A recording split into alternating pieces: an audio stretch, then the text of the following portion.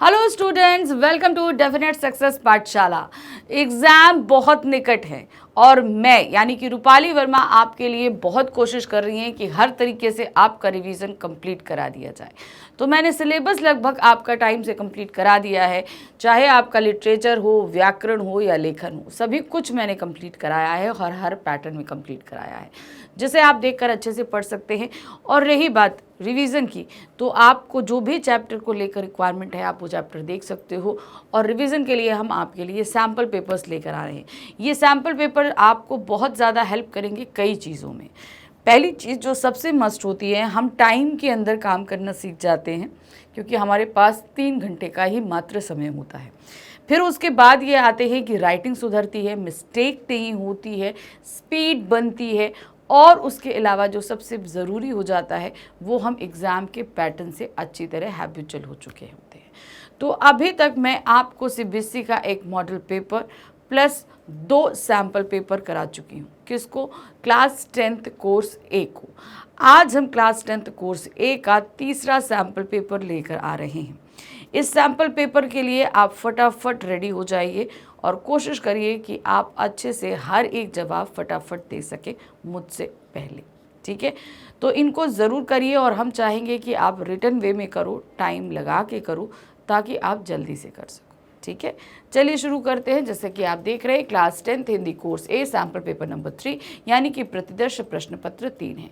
Code है आपका 002। Code को बहुत ध्यान दीजिएगा, क्योंकि एक ही दिन में कोर्स ए और बी दोनों के ही पेपर होते हैं, इसलिए आपको ये चीज़ ध्यान रखनी है कि आपका कोड है 002।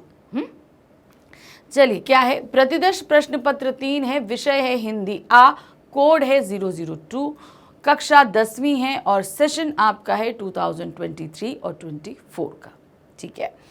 अब इस पूरे प्रश्न पत्र को करने के लिए आपको 3 घंटे का समय मिल रहा है और पूर्णांक है 80, यानी कि 80 मार्क्स का ये पूरा पेपर है। 100 का होता है, 20 मार्क्स आपके स्कूल के इंटरनल वैल्यूएशन के तौर पे आपके सीबीएसई को दिए जाएंगे, ठीक है? तो वो आपके हिंदी की जो टीचर हैं वो करेंगे। अब आ जाते हैं कुछ सामान्य निर्देश जो हर एक प्रश्न पत्र में दिए रहते हैं और हमें इन्हें पढ़ना है और फॉलो करना है। हम सभी को पता है कि प्रश्न पत्र में 2 खंड होते हैं, का और खा। खंड का में आपके वस्तुपरक बहुविकल्पीय और खंड खा में वस्तुनिष्ठ वर्णनात्मक प्रश्न हैं। तो ध्यान रखिए कि जो आपके पास प्रश्न आ रहे हैं, खंड का में आपका टोटल ऑब्जेक्टिव क्वेश्चन आ रहे हैं, यानी कि एमसीक्यूज बेस्ड सारे क्वेश्चन आएंगे, जो आपके करीबन 10 प्रश्न रहेंगे। उनके अंदर उप प्रश्नों की संख्या 40 रहेगी, ठीक है? करीबन आपके पास 44 रहती है, लेकिन करने आपको 40 होते हैं। इसके बाद हम आते हैं दूसरे खंड खा पे। खंड खा में हमारा टोटल वर्णनात्मक प्रश्न होते हैं। क्या होते हैं? वर्णनात्मक प्रश्न। इन वर्णनात्मक प्रश्न को हमें हर एक क्वेश्चन के साथ एग्जाम्पल दिया रहेगा, मतलब विकल्प दिया रहेगा। देखिए क्या है, प्रश्न पत्र के दोनों खंडों की संख्या 17 है और सभी प्रश्न पत्र अनिवार्य। जैसे मैंने बोला, खंड का में आपके पास 10 प्रश्न हैं और खंड खा में 7 प्रश्न हैं। टोटल मिलाकर पूरे प्रश्न पत्र में 17 प्रश्न दिए गए हैं। यथासंभव सभी प्रश्नों के उत्तर क्रमानुसार लिखने हैं। जितना हो सके सारे क्वेश्चन आपको 1 to 17 पूरे लाइन से करने हैं, आगे पीछे नहीं करने हैं। खंड का में कुल 10 प्रश्न हैं, जिनमें उप प्रश्नों की संख्या 44 है। दिए गए निर्देशों का पालन करते हुए उप प्रश्नों के 40 उप प्रश्नों के उत्तर देने। तो यानी कि आपको 10 प्रश्न जो खंड का में दिए गए हैं, उसके अंदर 44 यानी कि 44 जो है उप प्रश्न थे, जिनमें आपको निर्देशों का पालन करते हुए सिर्फ 40 प्रश्नों के उत्तर करने हैं। तो ध्यान रखिएगा, ये निर्देश आपको अंदर दिए जाएंगे, कहाँ पर आपको कौन सा क्वेश्चन कितने करने हैं और कितने मार्क्स के मिलेंगे। खंड खा में कुल 7 प्रश्न दिए गए हैं। सभी प्रश्नों के साथ उनके विकल्प भी दिए गए हैं। निर्देशानुसार विकल्प का ध्यान रखते हुए सभी प्रश्नों के उत्तर देने हैं। अब खंड खा में आ जाइए, आपके पास 7 प्रश्न हैं और 7 प्रश्न के साथ आपके पास ऑप्शन मौजूद हैं कि किसके साथ कितने प्रश्न करने हैं, कितने नहीं करने हैं। सभी के साथ आपके पास ऑप्शन मौजूद है। तो चलिए फटाफट हम यहाँ पर करना शुरू करते हैं अपना प्रश्न पत्र संख्या 3। पहला प्रश्न है खंड आ, जैसे कि आपको पता है कि क्या है, टोटल वस्तुपरक प्रश्न है, यानी कि आपके बहुविकल्पी है। अनुच्छेद को ध्यानपूर्वक पढ़कर निम्नलिखित प्रश्नों के उत्तर दीजिए। अब हमें एक अपठित गद्यांश दिया गया है, इस अपठित गद्यांश को हमें ध्यान से पढ़ना है और इस पे 5 बहुविकल्पीय प्रश्न दिए गए हैं। 5 बहुविकल्पीय प्रश्न हमको करने हैं, एक भी नहीं छोड़ना है, ठीक है। शिक्षा किसी भी समाज की विकास प्रक्रिया का एक अभिन्न अंग है, इसीलिए मानव समाज में सबसे सर्वोत्तम प्राथमिकता दी गई है। शिक्षा से तात्पर्य शक्ति को ग्रहण कर मनुष्य द्वारा सही अर्थ में अपनी क्षमताओं का उपयोग करना सीखना है। अज्ञान के अंधकार से निकलकर ज्ञान के प्रकाश की ओर बढ़ना है। शिक्षा द्वारा ही ज्ञान और अज्ञान के मध्य अंतर को समझकर मनुष्य सही दिशा की ओर बढ़ता है तथा सम्यक ज्ञान के प्रकाश में जीवन का सर्वांगीण विकास कर पाता है।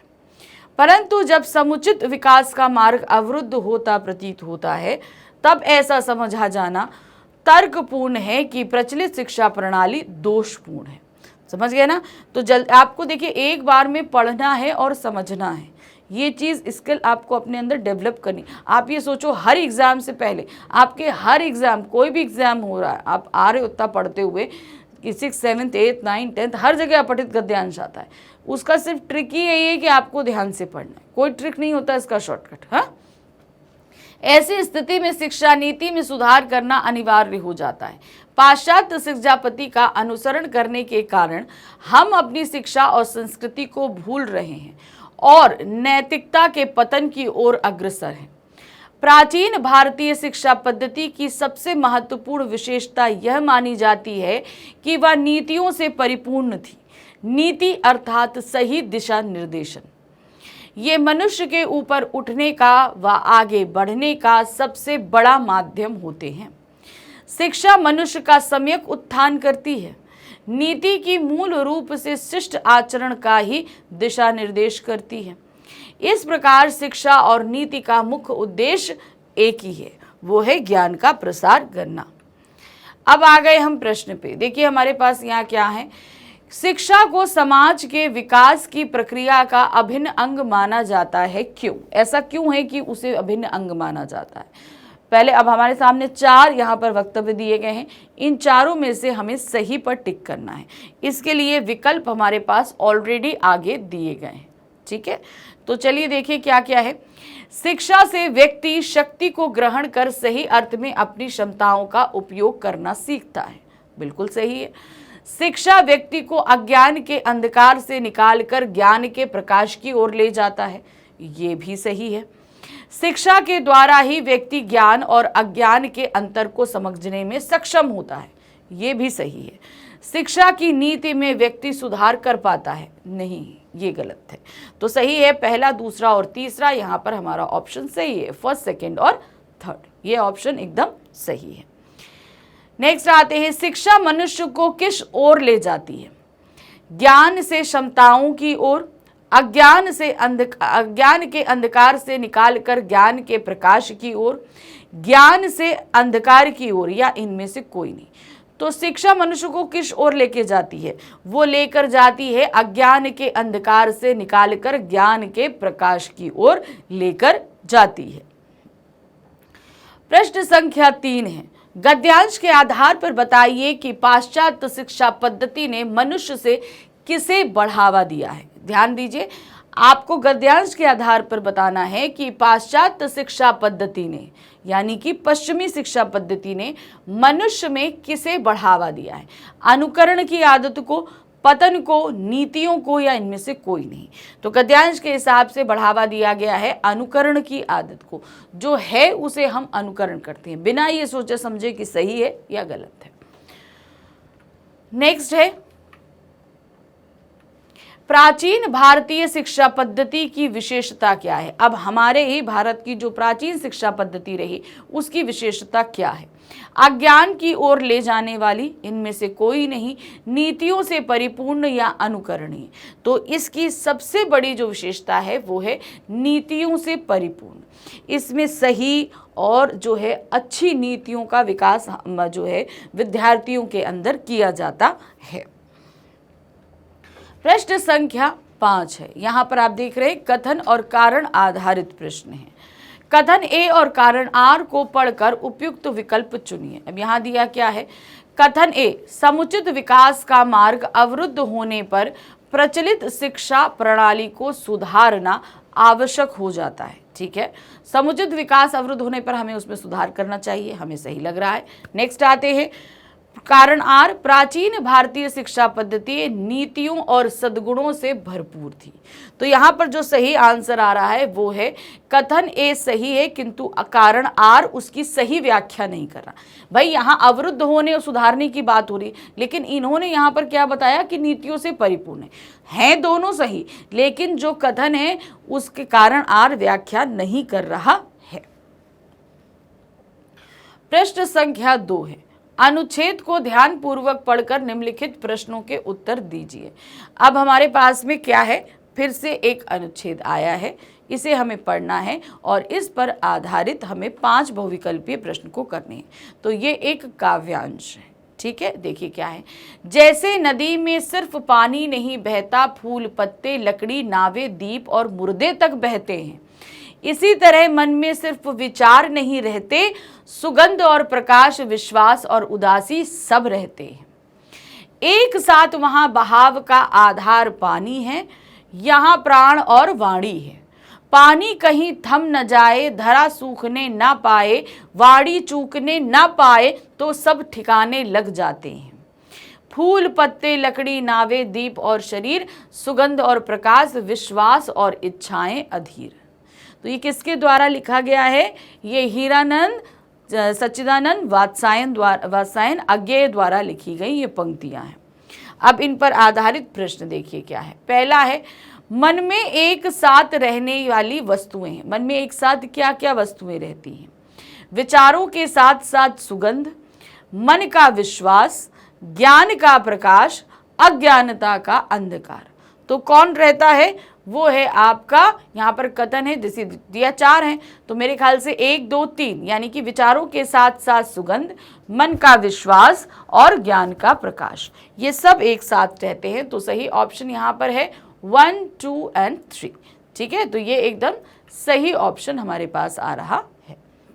नेक्स्ट आते हैं नंबर 2, मन के संदर्भ में सुगंध और प्रकाश से कवि का तात्पर्य क्या है। अब इन्होंने क्या बोला, मन के संदर्भ में सुगंध और प्रकाश, इसका क्या मतलब होता है, बदहवासी से भरे विचार, हंसी मजाक से भरे भाव, अच्छे और सकारात्मक विचार, संघर्षशील विचार। तो सही क्या है, मन के संदर्भ में सुगंध और प्रकाश से कवि का तात्पर्य है अच्छे और सकारात्मक विचार। क्योंकि देखिए सुगंध क्या है, अच्छा है, और प्रकाश हमारे अंदर हमेशा पॉजिटिविटी लेकर आता है, तो वो सकारात्मकता का प्रतीक हो जाता है। प्रश्न संख्या 3 है, मन के संदर्भ में ठिकाने लग जाना का तात्पर्य क्या है। क्या मतलब ठिकाने लग जाना, इसका मतलब क्या हुआ। मन के विचार ठिकाने लग जाने पर दूसरे कामों की याद आती है। मन के विचार सही हो जाने का परिणाम सुखकारी होता है। मन के विचार ठिकाने लग जाने पर मन परेशान हो उठता है। मन के विचार ठिकाने लग जाने पर अच्छी नींद आती है। तो क्या होता है, जब मन के विचार ठिकाने लग जाते हैं तो उनका परिणाम सुखकारी होता है। यानी कि हमने देखिए मन में जो कुछ भी सोचा, जो कुछ भी विचारा, और अगर वो एज इट इज हो जाता है, सब कुछ अच्छा हो जाता है, तो हमें अच्छा लगता है कि नहीं लगता है। तो वही चीज़, मन के विचार जब ठिकाने लग जाते हैं यानी कि वो अपनी परिपूर्णता तक पहुंच गए, तो क्या हुआ, हमें सुख प्रदान करते हैं। चौथा है, फूल पत्ते में समास है। अब बताइए फूल पत्ते में कौन सा समास है, बहुव्रीहि तत्पुरुष, यानी तो इसमें सीधे सीधे है द्वंद्व समास, फूल और पत्ते, तो हमारा कौन सा समास होगा, द्वंद्व समास। नंबर 5, अब फिर हमारे पास कथन और कारण संबंधी है। देखिए क्या है, कथन ए और कारण को पढ़कर उपयुक्त विकल्प चुनिए, यानी कि जो एकदम सही विकल्प है हमें वो चुनना है। कथन है, नदी की धारा रुकती नहीं है, वह अनवरत और अविरल रूप से बहती रहती है। ठीक है, ये क्या है, कथन है। कारण क्या है, मानव मन में विचारों का प्रवाह अनवरत और अविरल बहता है। तो यहाँ पर हम देख रहे हैं कथन सही है और कारण आर उसकी सही व्याख्या कर रहा है।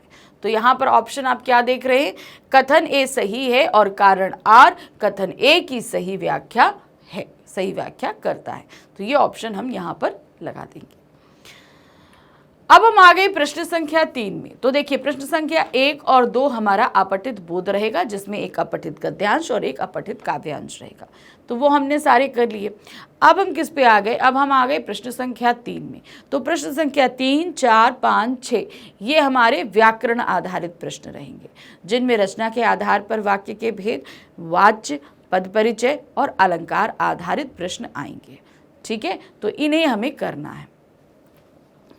निर्देशानुसार रचना के आधार पर वाक्य भेद पर आधारित 5 बहुविकल्पीय प्रश्नों में से किन्हीं 4 प्रश्नों के उत्तर दीजिए।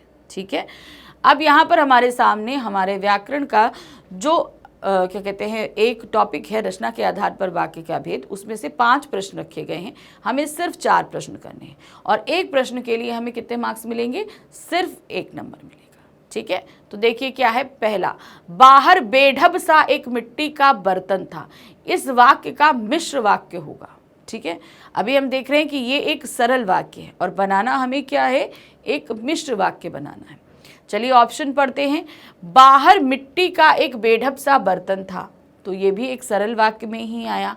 बाहर एक बेढब सा बर्तन था और वह मिट्टी का था, ये एक संयुक्त वाक्य हो जाता है। नेक्स्ट है, बाहर जो बेढब सा बर्तन था वह मिट्टी का था, ये हमें सही लग रहा है, ये मिश्र वाक्य के अंतर्गत। आगे बढ़ते हैं।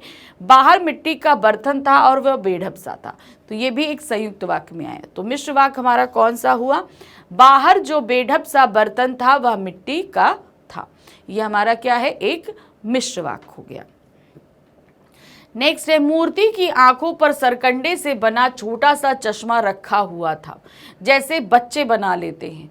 वाक्य में आश्रित उपवाक्य छांट कर लिखिए। अब हमें क्या करना है? आश्रित उपवाक्य नीचे ऑप्शन दिए गए हैं। तो सबसे पहले हम वाक्य में समझ लें, मूर्ति की आंखों पर सरकंडे का बना छोटा सा चश्मा रखा हुआ था, जैसा बच्चे बना लेते हैं। अब इसमें ध्यान दीजिएगा कि मेन बात हम किस बारे में बोल रहे हैं। हमने आंखों पर रखे हुए चश्मे के बारे में बात करें, फिर उस चश्मे की विशेषता हम क्या बता रहे हैं कि जैसा वो बच्चे चश्मा बना लेते हैं वैसा वो चश्मा है। तो सीधे सीधे यहाँ पर आश्रित मुख्य उपवाक्य आपका कौन सा है? मूर्ति की आंखों पर सरकंडे से बना छोटा चश्मा। आश्रित उपवाक्य है जैसा बच्चे बना लेते हैं। अब चश्मे की विशेषता किसमें बताई जा रही है? बच्चों के बना लेने में। तो ये सीधे सीधे हमारा क्या हो गया? विशेषण उपवाक्य। तो इसमें आ जाते हैं, देखिए क्या है। जैसा बच्चे बना लेते हैं क्रिया विशेषण उपवाक्य, जैसे बच्चे बना लेते हैं संज्ञा उपवाक्य, जैसे बच्चे बना लेते हैं विशेषण उपवाक्य। तो सही क्या है? जैसे बच्चे बना लेते हैं, ये एक विशेषण उपवाक्य है। ये चश्मे की जो है वो विशेषता दूसरे वाक्य में बताई जा रही है। यहाँ बनाने की क्रिया जो है, हमने क्रिया के संबंध में हम कोई बात नहीं करे, इसलिए ये क्रिया विशेषण नहीं होगा। नेक्स्ट आते हैं, रचना की दृष्टि से निम्नलिखित वाक्य किस प्रकार का है? अब वाक्य क्या है? जिसकी आय अधिक है उन्हें दूसरों की सहायता करनी चाहिए। पहले वाक्य में आइए, जिनकी आय अधिक है। अब जब हम ये शब्द बोल रहे हैं, वाक्य बोला जिनकी आय अधिक है, तो ये वाक्य अपने आप में अपूर्ण है। क्यों? क्योंकि ये अपने पूरे अर्थ को व्यक्त नहीं कर रहा है, यानी कि अभी इसके आगे कोई और चीज़ है जो पढ़ी नहीं गई है। तो जहाँ पर भी पहला वाक्य अपूर्णता या अप्रष्टता लिए बैठता है, तो वो वाक्य कौन सा होता है? मिश्र वाक्य होता है। तो ये वाक्य कौन सा है? मिश्र वाक्य होगा। नेक्स्ट आते हैं क्वेश्चन नंबर 4। मोहनदास गोकुलदास सामान निकालकर बाहर रखते जाते हैं। ठीक है, ये क्या है? एक वाक्य है, संयुक्त वाक्य में बदलना है। तो हमारे सामने जो एग्जाम्पल दिया है, ये क्या है? एक सरल वाक्य का है। हमें बदलना किस में है? संयुक्त वाक्य में। देखिए क्या है, मोहनदास गोकुलदास सामान निकालते थे और बाहर रखते थे। ये एकदम सही लग रहा है मुझे कि ये एक संयुक्त वाक्य है, क्योंकि पहला वाक्य अपने आप में पूर्ण है। मोहनदास गोकुलदास सामान निकालते थे। ठीक है, बीच में समानाधिकरण समुच्चयबोधक अव्यय लगा हुआ है, तो ये भी सही है। और दूसरा वाक्य जो है अर्थ वो पहले वाक्य में निकल रहा है, तो ये अपने आप पे सही है। कोई संयुक्त वाक्य के सभी नियमों पर खरा उतर रहा है। दूसरा आते हैं, मोहनदास गोकुलदास जो सामान निकालते थे वे बाहर। ये एक मिश्र वाक्य, क्योंकि यहाँ पर जो की वजह से ये एक क्या हो गया? अपूर्णता लिए वाक्य हो गया।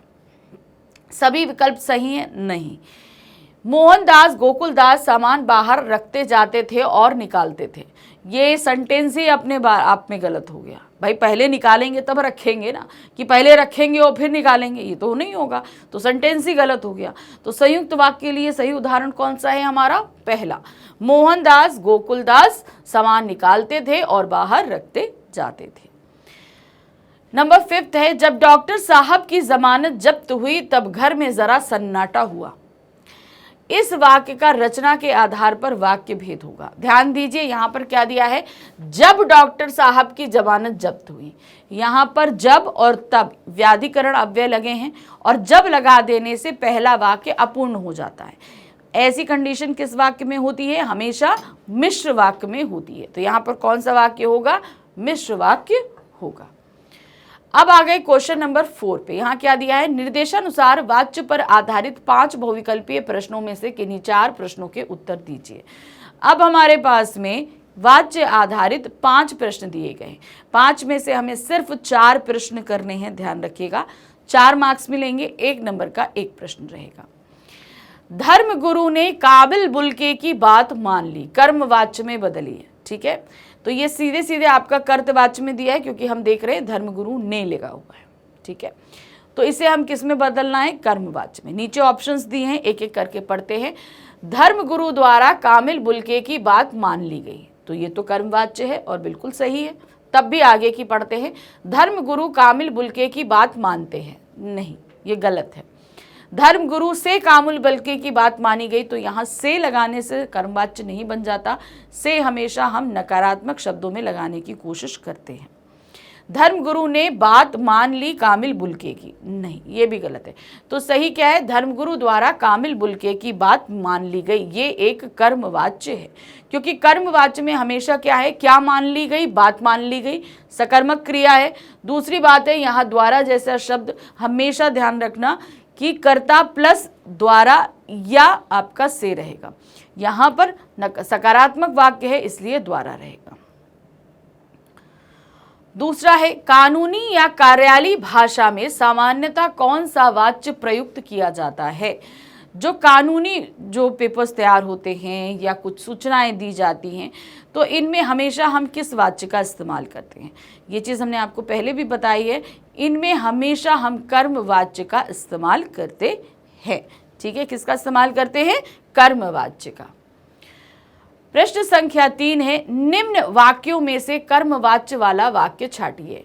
अब हमारे सामने यहाँ पे ऑप्शन दिए गए, इसमें से हमें कर्मवाच्य वाले जो वाक्य हैं उन्हें छांटने हैं। पहला आते हैं, रमीज ने एक किताब लिखी, ये एक कर्तवाच्य है, तो गलत हो गया। माली द्वारा पौधों को पानी दिया गया, ये एक कर्मवाच्य है, तो सेकंड वाला कर्मवाच्य हो गया। राहुल बाग में ही सोता है, नहीं, ये एक कर्तवाच्य है। अब आराम किया जाए, ये एक भाववाच्य है। तो सिर्फ एक हमें सेंटेंस मिला जो कर्मवाच्य था, वो था है नंबर 2। तो यहां पर विकल्प दिया गया है नंबर 2 का पर, तो इसे हम सही करेंगे। नेक्स्ट है, इस वाक्य का वाच्य लिखिए, पुस्तक अभी पढ़ी जा रही है। अब क्या, पुस्तक अभी पढ़ी जा रही है। ध्यान से देखिएगा, बहुत ट्रिकी क्वेश्चन है। सबसे पहली बात है, अगर हमने हमेशा बताया है कि जब भी आपको वाच्य करने हो आप क्रिया का पता किया करो। ठीक है, अब हमने क्या, पढ़ी जा रही है, ये क्रिया है। क्या पढ़ी जा रही है? पुस्तक पढ़ी जा रही है, तो यानी कि हमें आंसर मिला, ये एक सकर्मक क्रिया है। तो इसमें से एक ऑप्शन अपने आप में कट जाता है, वो है भाववाच्य का।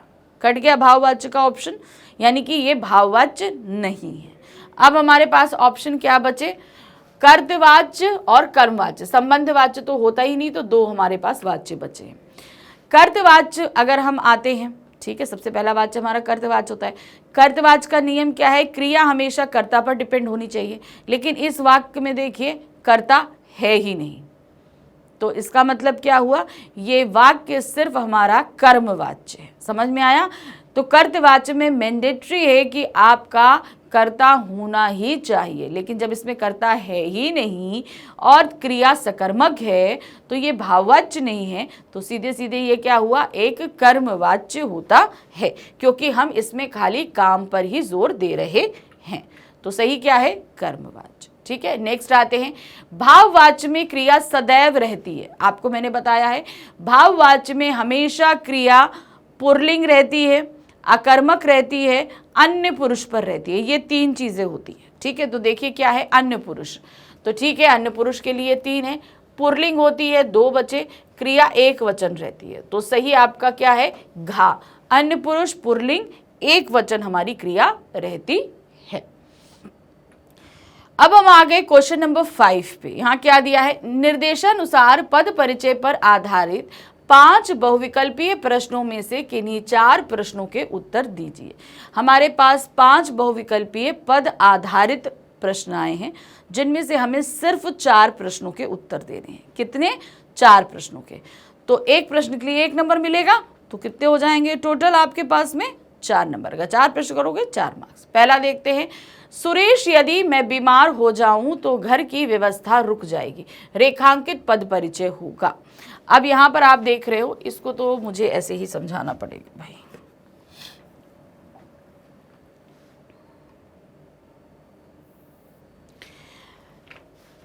सबसे पहले यहां पर देखिए क्या है, सुरेश। सुरेश कौन है, एक व्यक्ति है, ठीक है। तो जानी की बात है कि वो एक संज्ञा है। कौन सी संज्ञा है, व्यक्तिवाचक संज्ञा है। चलिए तो हम देख लेते हैं, जातिवाचक संज्ञा हम पहले ही हटा देते हैं। तो हमारे पास 2 ऑप्शन बचे हैं, 1 और 2। दूसरा है लिंग, पुल्लिंग है, बिल्कुल सही। यहाँ पर हम चल रहे हैं, संज्ञा है, व्यक्तिवाचक है, पुल्लिंग है, संज्ञा है, व्यक्तिवाचक है, पुल्लिंग है। नेक्स्ट आते हैं, 1 वचन, सुरेश 1 वचन है, तो यहाँ पर भी हम लगाएंगे 1 वचन। कारक आ जाता है, कर्ता कारक, संबोधन कारक। यहाँ पर देखिए, काम को करने की बात, क्या सुरेश कर्ता कारक है। सुरेश यदि मैं बीमार हो जाऊं, तो यहाँ पर मैं जो है वो करता है, पूरे वाक्य में मैं करता है, ठीक है। लेकिन सुरेश क्या है, क्योंकि सुरेश को संबोधित करते हुए बोला जा रहा है, इसलिए यहाँ पर संबोधन कारक है। ध्यान रखना, जैसे मैं तुमसे बोलूंगी तुम्हें यहाँ आने की क्या जरूरत है, मैं यहाँ पर हूं ना, तो यहाँ पर मैं तुम्हें संबोधित करते हुए बोल रही हूँ, तो तुम्हारे साथ क्या है, ये संबोधन कारक लगेगा। तो सिंपल यहाँ पर ये गलत हो गया और आपका का वाला ऑप्शन एकदम सही रहेगा। तो चलिए चेक कर लेते हैं, बिल्कुल सही है। नेक्स्ट आ जाते हैं, वह पुरुष विश्वास के योग्य है। अंडरलाइन वर्ड है योग्य। अब योग्य क्या है, ध्यान दीजिए। योग्य जाहिर सी बात है कि ये किसके बारे में है, ये पुरुष की योग्य के बारे में बता रहा है। तो ये एक विशेषण है। विशेषण के अलावा जो ऑप्शन है उन्हें कट कर दीजिए। देखिए क्या है, सार्वनामिक विशेषण, गुणवाचक विशेषण, परिमाणवाचक विशेषण, इनमें से कोई नहीं। तो अब 3 बचे हमारे पास में, ठीक है। कौन सा है, ये पुरुष की गुण को बता रहा है क्योंकि वो योग्य है। तो ठीक है, क्या है वो, योग्य। तो यहाँ पर सार्वनामिक विशेषण कट करेंगे, परिमाणवाचक कट करेंगे। निकल आया ऑप्शन, गुणवाचक विशेषण है मूलावस्था है, योग्य, योग्यता, योग्यतम। हमेशा ध्यान रखिए, विशेषण में हमेशा 3 चरण रहते हैं, योग्य, योग्यतम, योग्यता, योग्यतम। तो सही ऑप्शन यहाँ पर लिंग, एक वचन है योग्य, लिंग है इसका कौन सा, पुल्लिंग है, इसका विशेषण है पुरुष, ठीक है। इसका विशेष्य कौन है, पुरुष होगा। तो सही ऑप्शन हमारा खा है। चलिए देखते हैं, सही है, बिल्कुल सही है। अब बढ़ते हैं नेक्स्ट क्वेश्चन की। क्वेश्चन नंबर 3 है, वे खाना खा रहे हैं। क्या है, वे खाना खा रहे हैं। अब वाक्य में वे पद का पद परिचय होगा, ठीक है। अब वे कौन है पहले हमें बताइए। यहाँ पर सबसे पहले यहाँ पर ये तो हमें पता है कि ये एक सर्वनाम है, ठीक है। तो हमने क्या बोला, वे खाना खा रहे हैं, तो ये क्या होगा, अनिश्चय सर्वनाम या निश्चय सर्वनाम। अब वे खाना खा रहे हैं तो जाहिर सी बात है निश्चयवाचक सर्वनाम रहेगा। तो अनिश्चयवाचक आप यहाँ पर कट कर दो। सही क्या है, निश्चयवाचक सर्वनाम। वे क्या है, बहुवचन। तो सही हमारा क्या हो गया, गा वाला ऑप्शन। कौन सा सही है, गा, ठीक है। फिर नेक्स्ट आते हैं नंबर 4। वह खिड़की से ऊपर की ओर देख रही है। अंडरलाइन वर्ड है ऊपर की ओर। ऊपर की ओर क्या है, वो क्या देखकर, ऊपर की ओर किसके साथ कनेक्टेड है, देख रही है क्या है, ऊपर की ओर। तो जाहिर सी बात है ऊपर की ओर एक क्रिया विशेषण है। क्रिया विशेषण के अलावा जो भी सभी क्रिया विशेषण दिए गए। अब ऊपर की ओर देखना मतलब क्या है, वो स्थान को देख रही है, एक कोई जगह को देख रही है। तो वो क्या हो गया, स्थानवाचक क्रिया विशेषण। तो यहाँ पर 2 हैं स्थानवाचक, 1 और 2। तो यहाँ पर इसकी क्रिया विशेष, इस क्रिया विशेषण का विशेष्य क्या है? देखना की खिड़की, तो वो क्या है? देखना। तो सही ऑप्शन आपका क्या आ रहा है? का आ रहा है। स्थानवाचक क्रिया विशेषण है, विशेष्य है क्रिया, विशेष्य क्या है क्रिया की? देखना। ठीक है, नेक्स्ट आते हैं, क्वेश्चन नंबर है 5। आजकल हमारा देश प्रगति के मार्ग पर बढ़ रहा है। अब यहाँ पर हमारा क्या है? हमारा किससे कनेक्टेड है? देश से कनेक्टेड है। किससे कनेक्टेड आ रहा है? देश से। तो देश क्या हुआ? संज्ञा हुआ। जाहिर सी बात है, देश क्या है? संज्ञा है। तो हम ये संज्ञा के बारे में जो शब्द बताएंगे वो क्या होंगे? विशेषण होंगे। ठीक है, तो यहाँ पर सर्वनाम लिखा है, कट कर दीजिए। यहाँ पर क्या है? दूसरा, ये भी सर्वनाम है, इसे भी कट कर दीजिए। हमारे पास क्या बचा? 2, एक गुणवाचक, एक सार्वनामिक। तो हमारा शब्द हम हमेशा सर्वनाम के तौर पर इस्तेमाल करते हैं, तो ये होगा आपका सार्वनामिक विशेषण। तो सही क्या है आपका? विशेषण है, सार्वनामिक विशेषण है, एक वचन है, पुल्लिंग है और देश इसका विशेष्य है। अब हम आ गए क्या? देखिए नेक्स्ट क्वेश्चन है, निर्देशानुसार अलंकार पर आधारित 5 बहुविकल्पीय प्रश्नों में से किन्हीं 4 प्रश्नों के उत्तर देने। अब हमारे पास में अलंकार आधारित 5 प्रश्न आए हैं। 5 में से हमें कितने प्रश्न करने हैं? फिर से सिर्फ 4 प्रश्न करने हैं। तो 4 प्रश्न करेंगे, 4 मार्क्स मिलेंगे, 1 नंबर का 1 प्रश्न रहेगा। ठीक है, चलिए देखिए, उठ रहा धुआं जल गया ताल, धस गए धरा में समय शाल। अब प्रस्तुत पंक्तियों में प्रयुक्त अलंकार है मानवीकरण, उत्प्रेक्षता, अतिशयोक्ति या श्लेष अलंकार। तो ध्यान दीजिए, क्या? उठ रहा धुआं जल गया ताल। क्या ताल जल सकता है? Is it possible?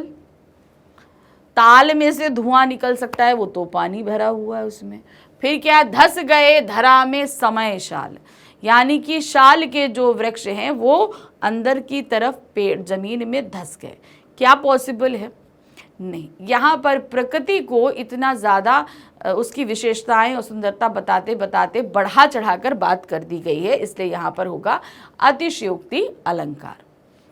नेक्स्ट आते हैं, कलियां दरवाजे खोल खोल कर झुरमुट से मुस्काती। अब यहाँ पर क्या बोल रही हैं? कलियां जो हैं दरवाजे खोल खोल के मुस्का रही हैं, लेकिन कलियां तो प्राकृतिक हैं, ये मुस्कुराने और दरवाजे खोलने का काम कैसे कर सकती हैं? तो जाहिर सी बात है यहाँ पर कौन सा अलंकार होगा? मानवीकरण अलंकार, क्योंकि यहाँ पर जड़ पर चेतन के प्रभाव को दिखाया गया है। नेक्स्ट है, निम्नलिखित पंक्तियों में अलंकार है। कौन सा अलंकार है? मंगन को देख पट देत बार बार। अब कौन सा अलंकार है? यहाँ पर जो है आपका होगा श्लेष अलंकार। कैसे होगा श्लेष अलंकार? चलिए हम आपको बता देते हैं। सबसे पहले क्या है? मंगन को देख पट देत बार बार। यहाँ पर पट शब्द में क्या है? 2 शब्द छुपे हुए। एक तो पट का मतलब होता है क्या? वस्त्र। ठीक है, वस्त्र मतलब कपड़े। और दूसरा इसका अर्थ होता है पट मतलब दरवाजा। क्या होता है? दरवाजा। ठीक है, समझ में आ गया आपको? तो इसलिए एक शब्द में 2 अर्थ छुपे होने के कारण यहाँ पर होगा श्लेष अलंकार। हमेशा पंक्तियों को पढ़ना है और समझना है। ठीक है, अब जैसे आप लोग को श्लेष अलंकार अगर नहीं कर पाते हो, नहीं समझ पाते हो, तो इसका भी एक तरीका है। क्या करना है? जब यहाँ पर आप पंक्ति देखो तो एक एक वर्ड्स को भी आप एलिमिनेट कर सकते हो। ठीक है, एक एक करके आप हटाते जाओ, जो आखिर में बचेगा वही आपका अलंकार हो जाएगा। ठीक है, तो इस तरीके से यहाँ पर है आपका श्लेष अलंकार। चौथा है, जो जनु हमरे ही माथे काढ़ा, दिन चली गए ब्याज बढ़ बाड़ा। तो कहाँ से है? ये राम लक्ष्मण परशुराम से है ना। तो ये सीधे सीधे क्या है? जनऊ हमरे माथा काढ़ा। तो समझ लो कि हमारे माथे पर काढ़ दिया है। तो जनऊ लगा होने की वजह से सीधे सीधे यहाँ पर क्या होगा? उत्प्रेक्ष अलंकार। कौन सा अलंकार है? उत्प्रेक्ष अलंकार। नेक्स्ट आते हैं नंबर 4, बालों को खोल कर मत चला करो, दिन में रास्ता भूल जाएगा सूरज। इज इट पॉसिबल कि अगर हम बाल खोल कर चलेंगे तो सूरज रास्ता भूल सकता है? पहले ये बताओ, ये पॉसिबल नहीं है ना। तो यहाँ पर उसके बालों की खूबसूरती का बयां करते करते जो है मर्यादा का उल्लंघन कर दिया गया है, इसलिए यहाँ पर होगा आपका अतिशयोक्ति अलंकार। अब हम आ गए पृष्ठ संख्या 7 में। यहाँ पर क्या दिया गया है, पृष्ठ संख्या 7 में हमारे पास हमारी जो बुक है क्षितिज भाग 2, उसके गद्य खंड के कितने अध्याय हैं, 6 अध्याय हैं। उन 6 अध्यायों में से किसी एक अध्याय से आपके सामने एक गद्यांश रखा जाएगा। इस गद्यांश को हमें अच्छे से पढ़ना है और इस पर आधारित कितने 5 बहुविकल्पीय प्रश्नों को हमें करना है। कितने, 5। तो चलिए फटाफट कर लेते हैं इन 5 बहुविकल्पीय प्रश्नों को, लेकिन उससे पहले हमें पढ़ना है गद्यांश। हालदार साहब को यह सब कुछ बड़ा विचित्र और कौतुक भरा लग रहा था। इन्हीं ख्यालों में खोए खोए पान के पैसे चुकाकर चश्मे वाले की देशभक्ति के समक्ष नतमस्तक होते हुए वह जीप की तरफ चले। फिर रुके, पीछे मुड़े और पान वाले के पास जाकर पूछा, क्या कैप्टन चश्मे वाला नेताजी का साथी है या आजाद हिंद फौज का भूतपूर्व सिपाही? पान वाला नया पान खा रहा था। पान पकड़े अपने हाथ को मुंह में 1.5 इंच दूर रोककर उसने हालदार साहब को ध्यान से देखा। फिर अपनी लाल काली बत्ती सी दिखाई और मुस्कुराकर बोला, नहीं साहब, वो लंगड़ा क्या जाएगा फौज में, पागल है पागल, वो देखो वो आ रहा है, आप उसी से बात कर लो, फोटो वोटो छपवा दो उसका कहीं। तो ये क्या था, जब पहली बार हमारे जो क्या कहते हैं हालदार साहब है कैप्टन के को देखते हैं। चलिए पहला हमारे पास में इस पे प्रश्न है, हालदार साहब को विचित्र और कौतुक भरा क्या चीज लग रहा था? पान वाले का व्यवहार, नेताजी के प्रति सम्मान भाव होना, मूर्ति के बारे में पता चलने वाली नई नई बातें, या कैप्टन का नेताजी की मूर्ति को चश्मा पहनाना। तो सबसे बड़ा कौतुक भरी चीज क्या लग रही थी, वो लग रही थी कैप्टन का नेताजी की मूर्ति को चश्मा पहनाना, क्योंकि उसने पूछा था उन्होंने कि भाई ये चश्मा कैसे बदल जाता है, तो उन्होंने क्या बताया था कि कैप्टन जो है वो डेली चश्मा बदल देता है। तो यही बात उनको सबसे कौतुक भरी लगी थी। दूसरा प्रश्न है, देशभक्ति में प्रयुक्त समास का नाम है। अब यहाँ पर देशभक्ति, अब समास का नाम पता करने के लिए हमें क्या करना पड़ता है, समास विग्रह करना पड़ता है। जब हम विग्रह करेंगे तो क्या होगा, देशभक्ति का देश की भक्ति, ठीक है। तो कौन सा समास निकला हमारा यहाँ, तत्पुरुष समास, या देश के लिए भक्ति हो सकता है, देश की भक्ति, देश के लिए भक्ति होगी, संप्रदान तत्पुरुष समास, ठीक है। नेक्स्ट आते हैं, हालदार साहब ने किसको नेताजी का साथी और आजाद हिंद फौज का सिपाही समझा? किसको समझा था? इनमें से कोई नहीं, पान वाले को, मास्टर मोती लाल को, कैप्टन चश्मे वाले को। किसको समझा था? कैप्टन चश्मे वाले को समझा था। नेक्स्ट आते हैं क्वेश्चन नंबर 4। कैप्टन के बारे में हालदार साहब की जिज्ञासा का कारण था। अब कैप्टन के बारे में जो हमारे हालदार साहब हैं उनकी जिज्ञासा का क्या कारण था? वह कैप्टन नाम से भ्रमित होकर उसे आजाद हिंद फौज का सिपाही समझ रहे थे। कैप्टन का नेताजी को बदल बदल कर चश्मा पहनाना उन्हें विचित्र लग रहा था। वह कैप्टन के बारे में पूरी बातें जानना चाहते थे। उनको कैप्टन के बारे में पूरी बातें पता चल रही थी। तो सबसे बड़ी जिज्ञासा का कारण ये था कि वो कैप्टन के बारे में पूरी जानकारी हासिल करना चाहते थे, इसीलिए वो मुड़कर पीछे गए थे, है ना। वो पान खा के तो चले आए थे, फिर उसके बाद मुड़ के वापस पान वाले के पास गए थे। तो उनकी जिज्ञासा का कारण क्या था? वो कैप्टन के बारे में पूरी बातों को जानना चाहते थे। क्वेश्चन नंबर 5 है, लाल काली बत्ती सी दिखाने से पान वाले के बारे में पता चलता है। अब उन्होंने क्या बोला कि उन्होंने बोला उसने अपनी लाल काली बत्ती सी दिखाई। अब लाल काली बत्ती सी का मतलब क्या है? पान वाला खुद बेइंतहा पान खाता था, तभी तो उसकी बत्ती सी की ये बुरी हालत थी। तो क्या है? मुंह फट व्यक्ति व नेताजी का भक्त था। वह हालदार साहब के प्रश्नों के उत्तर गंभीरता से नहीं दे रहा था। वह हर समय पान खाता रहता था। तो ऐसी बत्तीसी किसकी होगी? जो व्यक्ति हर समय पान खाता रहेगा। तो सही ऑप्शन है, वह हर समय पान खाता रहता था। तो यहाँ पर हमारे प्रश्न संख्या 7 के जो 5 बहुविकल्पीय प्रश्न थे हमने कर लिए। अब हमारे पास हमारे गद्य पाठों के ही यानी कि क्षितिज बुक के जो गद्य पाठ है उनमें से 2 बहुविकल्पीय प्रश्न पूछे गए। इन दोनों ही प्रश्नों को हमें करना है, 1 नंबर का 1 रहेगा। गद्य पाठों के आधार पर निम्नलिखित 2 बहुविकल्पीय प्रश्नों के सर्वाधिक उपयुक्त विकल्प चुनकर लिखिए। पहला है, एक कहानी यह भी पाठ के अनुसार लेखिका के पिता उसे किससे दूर रखना चाहते थे। किससे चाहते थे कि वो ये काम ना करें? खेल कूद से, रसोई से, आंदोलन से या पढ़ाई से? तो वो किससे दूर रखते थे? वो रसोई से दूर रखना चाहते थे। तभी तो कहते थे रसोई को क्या? भटियार खाना, है ना। रसोई को क्या कहते थे? भटियार खाना। दूसरा प्रश्न है, लखनवी अंदाज पाठ में वार्तालाप की शुरुआत किसने करी थी? सबसे पहले वार्तालाप किसने करी थी? भाई, जब हमारे लेखक डिब्बे में चढ़े तो नवाब साहब वहां बैठे थे। नवाब साहब ने कोई तवज्जो नहीं दिखाया, हमारे लेखक भी वहीं सामने बर्थ पे जाकर बैठ गए। फिर उसके बाद क्या हुआ? नवाब साहब ही बात करना शुरू करते हैं खीरे को लेकर। तो सही क्या था? नवाब साहब ने, दुकानदार ने, कोई नहीं, या लेखक ने? तो सही कौन था? नवाब साहब ने ही बातों की शुरुआत करी थी।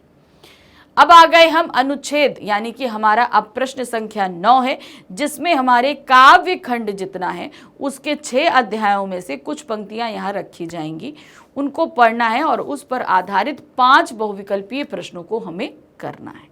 ठीक है, तो पहले हम पंक्तियां पढ़ते हैं, उसके लिए हमें 5 नंबर ही लगेंगे। क्या है? तुम तो काल हाँ कुजनु लावा, बार बार मोहि लागी बुलावा।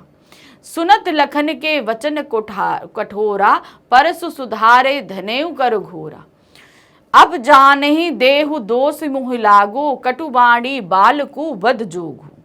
बालक विलो की बहुत मैं बाचा, अब जेहू मन मर निहार सा साचा। अब क्या बोल रहे हैं कि सबसे पहले लक्ष्मण जी बोल रहे हैं कि आप तो हमारे लिए बार बार काल को हाँक के लेके आ रहे हैं, आ उसको मार देता हूँ, आ उसको मार देता हूँ। परशुराम जी हर बार उसको धमका रहे थे लक्ष्मण जी को।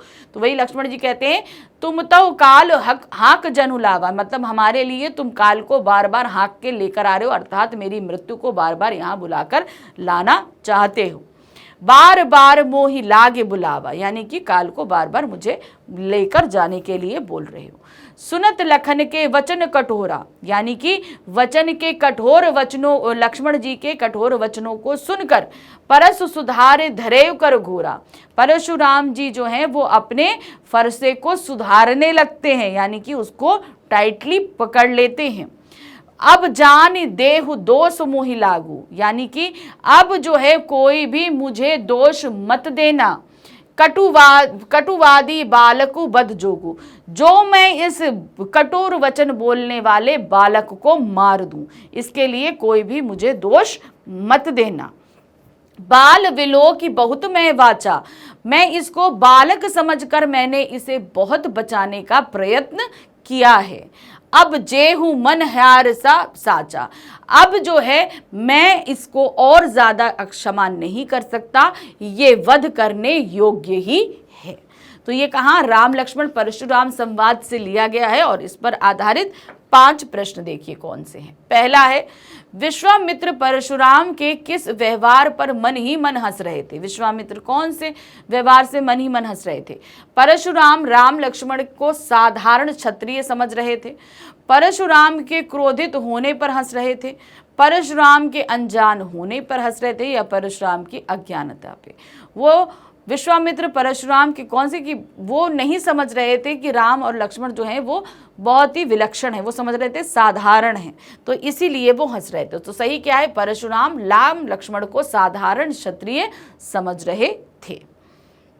दूसरा है, परशुराम के गुरु कौन थे? विश्वामित्र, श्री कृष्ण, शिव जी या विष्णु?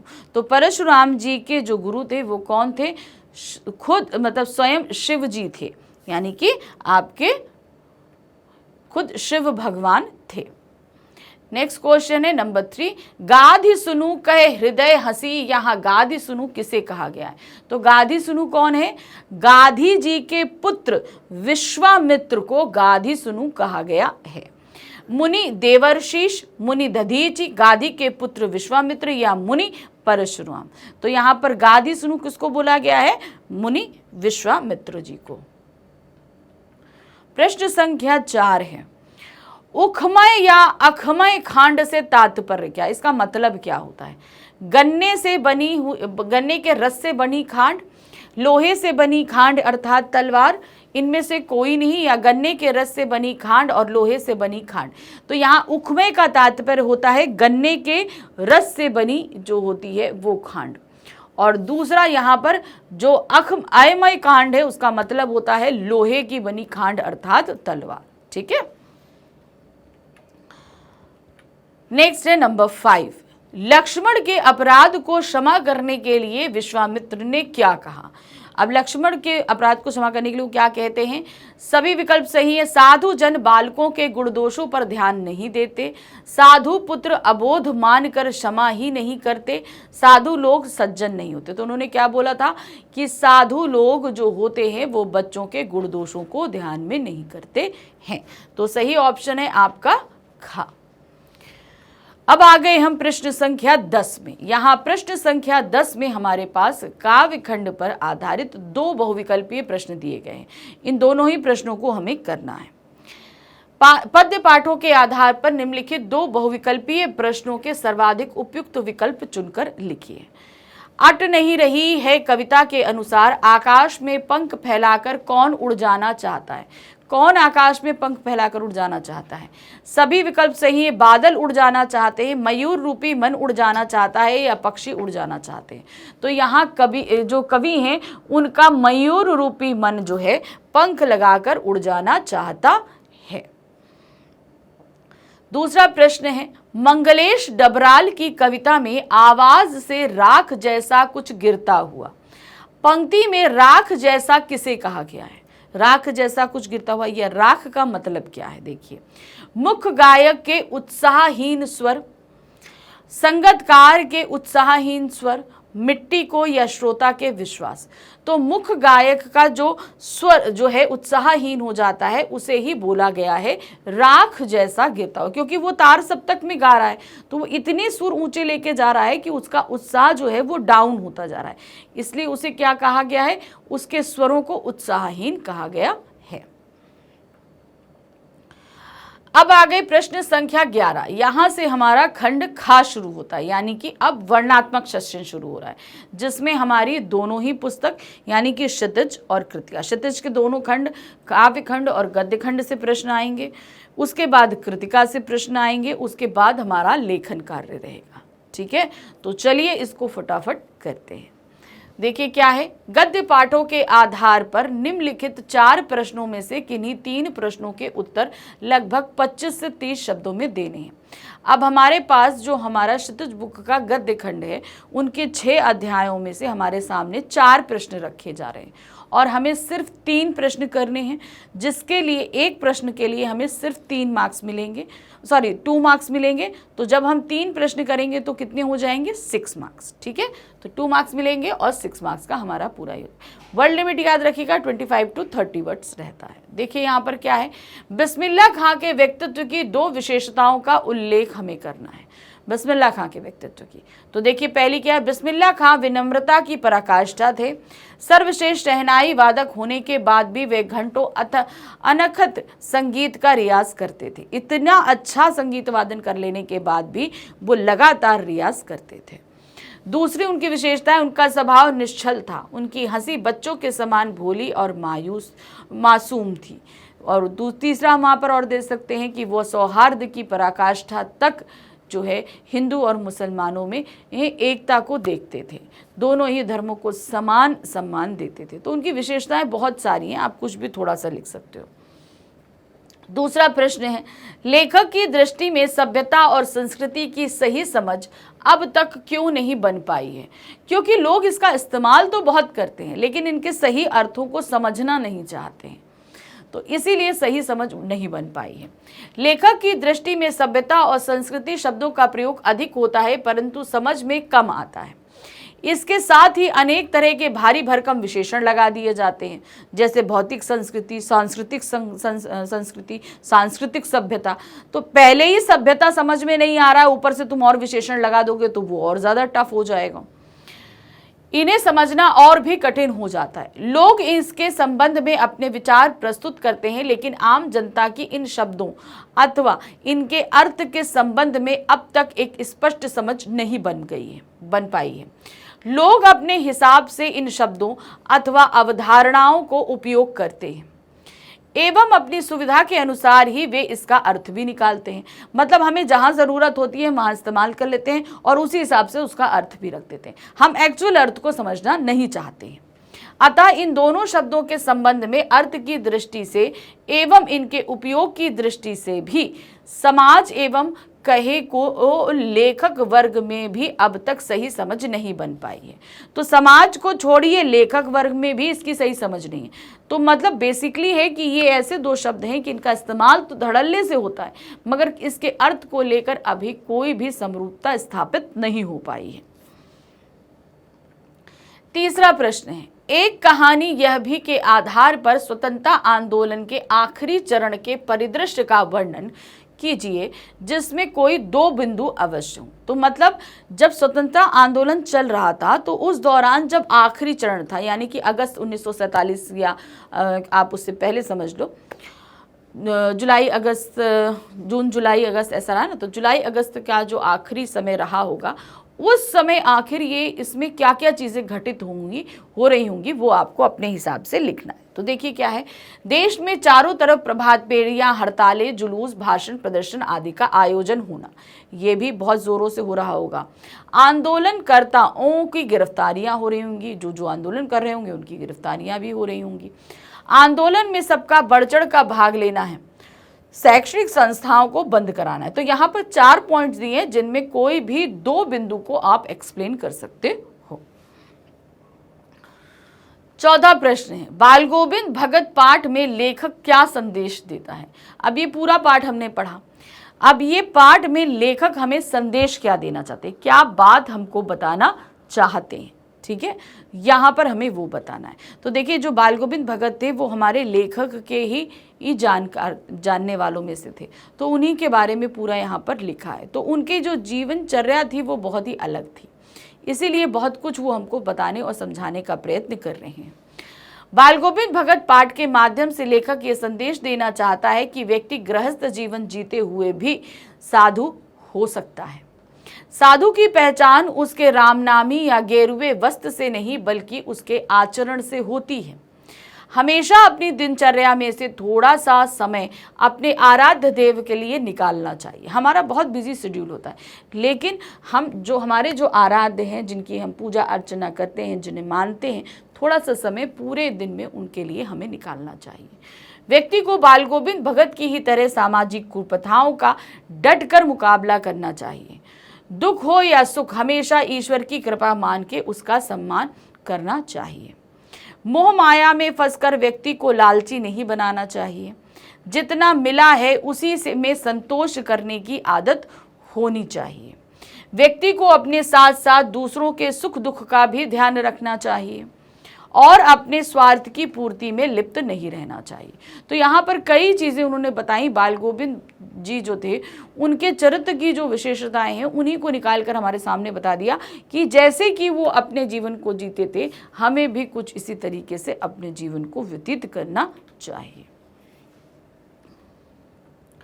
अब आ गए प्रश्न संख्या 12 पर। यहाँ क्या दिया है, पद्य पाठों के आधार पर निम्नलिखित 4 प्रश्नों में से किन्हीं 3 प्रश्नों के उत्तर लगभग 25 से 30 शब्दों में हमें देने हैं। अब हमारे पास क्या आया, जो हमारी क्षितिज बुक का काव्य खंड है उसके 6 अध्यायों में से हमारे सामने 4 प्रश्न रखे गए हैं और हमें सिर्फ कितने 3 प्रश्न करने हैं। अब एक प्रश्न के लिए हमें कितने मार्क्स मिलेंगे, 2 मार्क्स मिलेंगे। तो जब 3 प्रश्न करेंगे तो हमें मिलेंगे 6 मार्क्स, ठीक है। तो पहला प्रश्न देखिए क्या है, गोपियों द्वारा उद्धव को भाग्यवान यानी कि बड़भागी कहने के पीछे क्या व्यंग निहित है। अब देखिए वो यहाँ पर उन्हें बड़भागी अर्थात भाग्यवान कह रहे हैं, लेकिन उनको एक व्यंग कर रहे हैं। वो एक्चुअल में उन्हें क्या बोल रहे हैं, भाग्यहीन बोल रही हैं, कि मतलब वो श्री कृष्ण के पास रहकर भी उनके प्रेम से वंचित हैं, उनके साथ को नहीं समझ पाए, इसलिए उनसे जैसा भाग्यहीन व्यक्ति कोई हो ही नहीं सकता। गोपियां उद्धव को भाग्यवान कहते हुए व्यंग कसती हैं कि श्री कृष्ण के सानिध्य में रहते हुए भी वो श्री कृष्ण के प्रेम में सर्वथा मुक्त रहे। वे कैसे भी श्री कृष्ण के स्नेह व प्रेम के बंधन में अभी तक नहीं बंधे। मतलब इतने समय आप उनके साथ रहे, उसके बावजूद आप उनके स्नेह में नहीं बंध पाए। श्री कृष्ण के प्रति कैसे उनके हृदय में अनुराग उत्पन्न नहीं हुआ। अर्थात श्री कृष्ण के साथ कोई व्यक्ति एक क्षण भी व्यतीत कर ले तो वह कृष्णमय हो जाता है। मतलब उनका सानिध्य ही ऐसा है, ऐसा जादू है कि हम अगर एक पल भी बिता ले तो टोटली हम श्री कृष्ण के ही हो जाते हैं। परंतु ये उद्धव तो उनसे तनिक भी प्रभावित नहीं है। प्रेम में डूबना तो अलग बात है, मतलब वो एक तरीके से पूरी तरह भाग्यहीन व्यक्ति हैं, यहां पर ये कहना चाहा है। अब आगे नेक्स्ट क्वेश्चन हमारे पास में है, संगतकार कविता के आधार पर बताइए कि संगतकार किन किन रूपों में मुख्य गायक गायिकाओं की मदद करते हैं। तो मतलब आपको बताना है संगतकार किस किस तरीके से मदद कर रहे हैं। ठीक है, पहला देखिए, संगतकार निम्नलिखित रूपों से मुख्य गायक गायिकाओं की मदद करता है। पहला है, वह बिखरते स्वर को सहारा देकर एहसास दिलाता है कि वह अकेला नहीं है। दूसरा है, वह मुख्य गायक जटिल तानों में जब खो जाता है तब संगतकार स्थायी को संभाले रहता है। मतलब जब वो गाते गाते पता नहीं कहाँ निकल गए तो वो क्या करता है, वो जो मेन जहाँ से उन्होंने गायन शुरू किया था वो वहाँ तक उसको संभाल रखता है ताकि वो वहाँ तक वापस आ सके मुख्य गायक। वह उसके सुर में सुर मिलाकर उसके आत्मविश्वास को बचाता है। अपने स्वर को ऊंचा ना उठा ना मुख्य गायक को सफल बनाना। उसका दूसरा काम क्या रहता है कि मुख्य गायक का जो गायन हो रहा है उसे उसको सफल बनाना है, इसलिए किसी भी कंडीशन में वो अपनी आवाज को ऊंचा नहीं करता है। कभी वादक के रूप में, कभी स्वर लहरियों को संभालने में, तो कभी मुख्य गायक के थके स्वर को विश्राम देने के लिए संगतकार मदद करता है। तो संगतकार इन तरीकों से बहुत ज्यादा हेल्प करता है मुख्य गायक और गायिकाओं को। तीसरा प्रश्न है, भूले अपनी या प्रवंचना औरों की दिखलाऊं में, यहाँ आत्मकथ्य के कवि की वाक्पटुता के दर्शन हो रहे हैं। कैसे? अब आपको बताना है कि किस तरीके से ये सारी चीजें हो रही हैं। चलिए देखते हैं। अपनी भूलों को सबके सम्मुख प्रकट करना उचित रहेगा। ये कहकर कवि अपनी भूलों को सहज रूप से जानते हुए प्रतीत होता है। इस तरह वह बिना प्रयास के ही लोगों की दृष्टि में विनम्र बन गया। उन प्रवंचकों की बात करना उचित रहेगा जिनसे कवि ठगा गया, यानी कि उसको बहुत सारे लोगों ने उसके जीवन में जो है धोखाधड़ी करी है, ठगा है, तो वही सारी चीजें हैं। वह यह कहकर उनकी प्रवृत्तियों को बिना कहे उजागर कर देता है कि लोगों ने मुझे धोखा दिया है। इस तरह कवि ने वाक प्रतिभा का परिचय दिया। मतलब उन्होंने ये चीज बोली कि मैं अपनी आत्मकथा इसलिए नहीं लिखना चाहता। क्यों? क्योंकि अगर मैं आत्मकथा लिखूंगा तो जिन लोगों ने मुझे ठगा है उनके बारे में बताना पड़ेगा, इसीलिए मैं नहीं करना। और ये बात उसने नार कहते कहते भी कह डाली, तो ये उनकी वाक्पटुता का ही परिचय मिलता है। चौथा प्रश्न है, बच्चे की दंतुरित मुस्कान का कवि के मन पर क्या प्रभाव पड़ता है? तो कवि के ऊपर तो बहुत ही गहरा प्रभाव पड़ा है, वो पूरी तरीके से उसमें डूब गया है। तभी तो उसकी तुलना वो क्या कर रहा है कि अगर मुस्कान बच्चे की वो मृतक को भी दिख जाए तो वो जीने की राह देख लेगा, मतलब उसे जीने की तमन्ना जाग जाएगी। तो देखिए क्या है, बच्चे की दंतुरित मुस्कान का कवि के मन पर अत्यंत गहरा प्रभाव पड़ता है। कवि को बच्चे की मुस्कान बहुत मनमोहक लगती है, जो मृत शरीर में भी प्राण डाल देती है। प्रश्न संख्या 12 खत्म हो गया। अब हम आ गए प्रश्न संख्या 13 पे। यहाँ क्या दिया है, पूरक पाठ्य पुस्तक के पाठों के पर आधारित निम्नलिखित 3 प्रश्नों में से किन्हीं 2 प्रश्नों के उत्तर 50 से 60 शब्दों में देने। तो अब हमारी हिंदी की जो पूरक पुस्तिका है ना, कौन सी, कृतिका भाग 2, उसके 3 पाठों में से हमारे सामने 3 प्रश्न रखे गए हैं और हमें सिर्फ 2 प्रश्न करने हैं। एक प्रश्न के लिए हमें कितने 4 मार्क्स मिल रहे हैं, तो जब 2 प्रश्न करेंगे तो हमें कितने मिलेंगे, 8 मार्क्स। ठीक है, पहला प्रश्न देखिए, मैं क्यों लिखता हूं पाठ के आधार पर बताइए कि लेखक को लिखने की प्रेरणा कहां से प्राप्त होती है। वो जो है लिखने के लिए प्रेरणा आंतरिक अनुभूति, उन्हें जब वो आंतरिक रूप से बहुत ही ज़्यादा विवश हो जाते हैं, अनुभूतियों को कर लेते हैं, तब वो लिखने के लिए विवश होते हैं। मैं क्यों लिखता हूं पाठ में अज्ञेय जी अपनी आंतरिक विवशता को प्रकट करने के लिए लिखते हैं। वे तटस्थ होकर यह देखना चाहते हैं कि उनका मन क्या सोचता है। वे लिखकर मन की बेचैनी और उसकी छटपटाहट से मुक्ति पाने के लिए लिखते हैं। वे स्वयं को जानने और समझने व पहचानने के लिए लिखते हैं। वे यह भी मानते हैं कि कई बार कुछ लेखक आर्थिक कारणों से भी लिखते हैं या कुछ संपादक के दबाव और प्रसिद्धि की कामना के लिए लिखते हैं। लेकिन हमारे लेखक किस लिए लिख रहे हैं? वो आंतरिक अनुभूति को प्रकट करने के लिए। वो अपनी आंतरिक अनुभूति इतनी ज़्यादा हो चुकी है कि वो विवश हो चुके हैं, अब उस विवशता को हटाने के लिए लिखना चाहते हैं। प्रश्न संख्या 2 है, जितेन नारगे की गाइड की भूमिका के बारे में विचार करते हुए लिखिए कि एक कुशल गाइड के क्या गुण होते हैं। तो जितेन नारगे जो हैं वो हमारी लेखिका को लेकर गए सिक्किम की यात्रा पे, तो उन्होंने हर जगह हर एक चीज़ बताई। तो उन्हीं के बारे में बताते हुए एक गाइड के गुण के बारे में हमें बताना है। जितेन नारगे एक कुशल गाइड हैं। साना साना हाथ जोड़ी पाठ के आधार पर बताई। यहाँ पर क्या है? जितेन नारगे कुशल गाइड है। वैसे तो पर्यटक वाहनों में ड्राइवर अलग और गाइड अलग होते हैं, लेकिन जितेन ड्राइवर कम गाइड हैं। अतः हम कह सकते हैं कि एक कुशल गाइड को वाहन चलाने में भी कुशल होना चाहिए, ताकि आवश्यकता पड़े तो ड्राइवर की भूमिका भी निभा सके। एक कुशल गाइड को अपने क्षेत्र की भौगोलिक स्थिति तथा विभिन्न स्थानों के महत्व तथा उसे जुड़ी रोचक जानकारियों का ज्ञान भी होना चाहिए। जितेन ने यूतोंग का मतलब बताया कि घाटियां। उसने बताया कि सिक्किम के लोग बौद्ध धर्म को मानते हैं।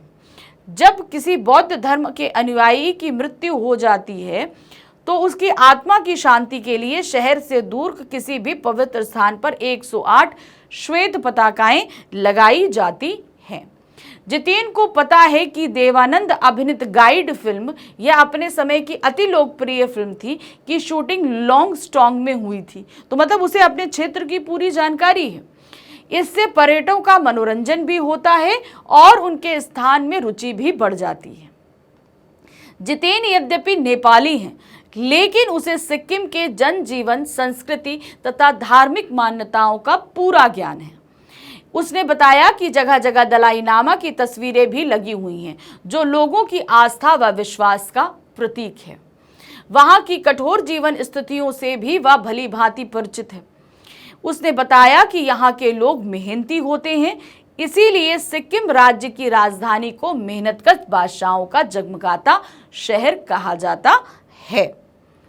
इससे उसके कुशल गाइड होने का पता चलता है। जितेन का सबसे अच्छा गुण है मानवीय संवेदनाओं की समझ तथा परिष्कृत संवाद शैली। वह सिक्किम की सुंदरता का गुणगान ही नहीं करता, वहां के लोगों के दुख दर्द के बारे में लेखिका से बातचीत करता है। सिक्किम की औरतों व बच्चों के जीवन पर भी प्रकाश डालता है। उसकी भाषा बड़ी परिष्कृत है और संवाद का ढंग अनवरत से पूर्ण है, अपनत्व से पूर्ण है, जो किसी गाइड को का आवश्यक गुण है। इसके अतिरिक्त एक कुशल गाइड को उत्साही, धैर्यवान और जिज्ञासु होना चाहिए।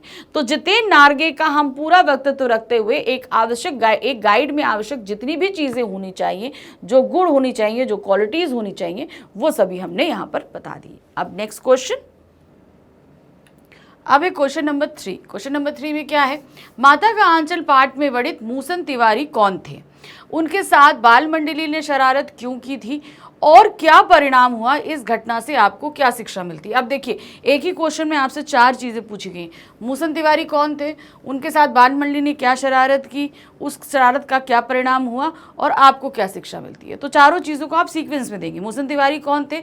एक वृद्ध व्यक्ति थे, ठीक है, ये आप सारी चीज़ें बताएंगे। बाल मंडली ने उन्हें चिढ़ाया था, वो आप बताओगे। फिर उसके बाद उन्होंने शिकायत करी, कहाँ जाकर? विद्यालय जाकर।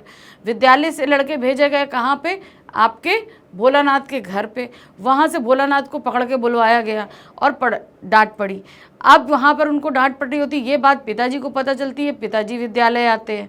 तो वो जितना भी सारा चीज़ें थी वो सब आप एक तरीके से बताओगे। चलिए देखिए क्या है। माता का अंचल पाठ में मूसन तिवारी गाँव के वृद्ध व्यक्ति थे, उन्हें आंखों से कम दिखाई देता था। एक बार जब भोलानाथ और उसके साथी बाग से लौट रहे थे, तब उनके ढीठ दोस्त बैजू ने बहकावे में सब बच्चों ने मिलकर मूसन तिवारी को चिढ़ाया, ठीक है। अब बैजू शैतान था, उसने सबको उकसाया, सबने चिढ़ाया। मूसन तिवारी के खदेड़ने पर सब बच्चे भाग गए। तिवारी जी सीधे पाठशाला गए और वहां से बैजू और भोलानाथ को पकड़कर बुलवाया गया। मतलब गए तिवारी जी कहाँ, पाठशाला, और पाठशाला जाकर उनकी शिकायत की। अब वहां से मास्टर जी, क्योंकि सब भाग भाग के अपने घर गए थे, और वहां से इन लोगों को बुलाया गया। लेकिन भोलानाथ के गुरुजी ने खूब खबर ली। बैजू तो भाग गया, बैजू पकड़ में नहीं आया, भोलानाथ पकड़ में आ गए।